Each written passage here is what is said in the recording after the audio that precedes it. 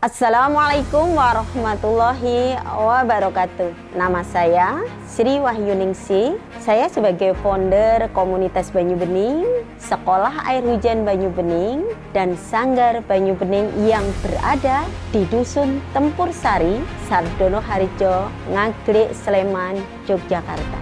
Tentu semuanya berawal dari suatu kegelisahan ketika kita melakukan satu aktivitas. Kami ini salah satunya yang menjadi kegelisahan kami adalah ketersediaan air bersih yang begitu terbatas saat ini. Kemudian upaya-upaya yang harus dilakukan oleh ibu-ibu yang ada yang terkait langsung dengan air ini yang belum terjadi di kita. Jadi kita salah satunya adalah bagaimana membuka krisis edukasi yang ada di masyarakat terkait dengan ketersediaan air bersih dalam mencukupi kebutuhan mereka sehari-hari. Dan campaign kita memang khusus campaign air hujan sebagai solusi air bersih saat ini dan ke depan. Isi krisis air karena terkait dampak dari perubahan iklim dan sebagainya ini tentu menggelitik bagi kami ibu rumah tangga karena air menjadi kebutuhan yang sangat mendasar untuk pemenuhan beberapa hal di dalam rumah tangga. Dan ini banyak ibu-ibu di rumah tangga itu yang nggak tahu solusi sehingga menjadikan air kos yang tinggi. Nah, disinilah kami tergerak untuk melakukan kegiatan campaign terkait dengan pemanfaatan dan pengelolaan air hujan sebagai solusi air bersih saat ini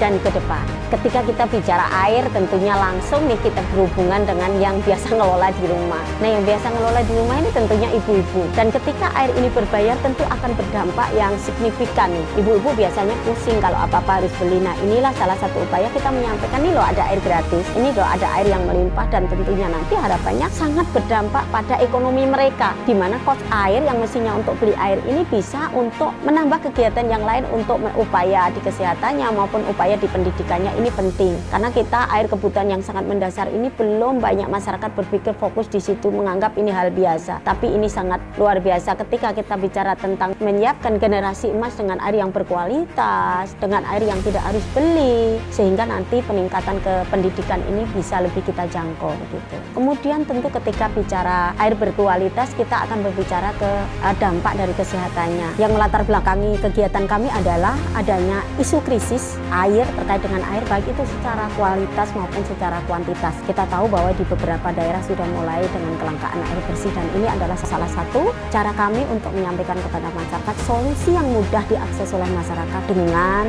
pemanfaatan dan pengelolaan air hujan secara baik. Nah, upaya yang kami lakukan adalah membuka krisis edukasi yang ada di masyarakat. Jadi masyarakat kita itu nggak tahu solusi karena mereka nggak pernah mendapatkan informasi terkait ini. Nah, kami bentuk edukasi ini yang paling penting adalah kita menjadi contoh baik. Jadi kita melakukan kegiatan ini yang bisa dilihat oleh banyak orang dan tentunya dengan berbagai bentuk edukasi yang lain. Ada dengan workshop, kemudian ada melalui sekolah kami dengan pembelajaran reguler, non regulernya, jadi banyak macamnya. Tapi yang paling penting adalah bagaimana informasi terkait air hujan ini sampai kepada masyarakat dalam bahasa masyarakat. Ketika kita bicara air, karena air merupakan satu kebutuhan yang sangat mendasar, tentu dampaknya kepada semua pihak, baik itu anak-anak, perempuan, lansia, semuanya berdampak. Seluruh masyarakat, anggota masyarakat itu berdampak. Nah, dampak yang paling dirasakan apa? Ketika kita bicara kuantitas, maka dampak langsung yang kita rasakan adalah ekonomi, karena kita harus berbayar. Sedangkan kita punya potensi yang luar biasa yaitu air hujan. Dampak selanjutnya ketika kita bicara tentang kualitas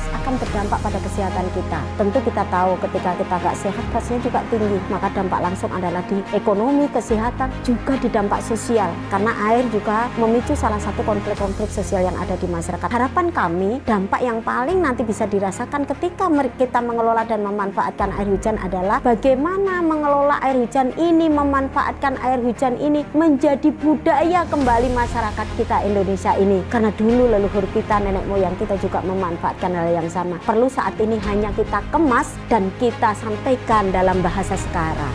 Penghargaan Gender Champion ini sungguh membuat kami merasa bangga. Bukan saya bahasanya, tapi kami perempuan-perempuan yang berkiprah dan beraktivitas kegiatan ini yang berdampak kepada masyarakat luas. Ini penting dan apresiasi ini kami menghaturkan terima kasih yang luar biasa. Terima kasih yang kami sampaikan ucapan dengan tulus kepada DP3 AP2 Provinsi Daerah Istimewa Yogyakarta. Ini penghargaan secara keseluruhan buat kami perempuan-perempuan yang berdaya untuk memberikan kemanfaatan kepada sesama.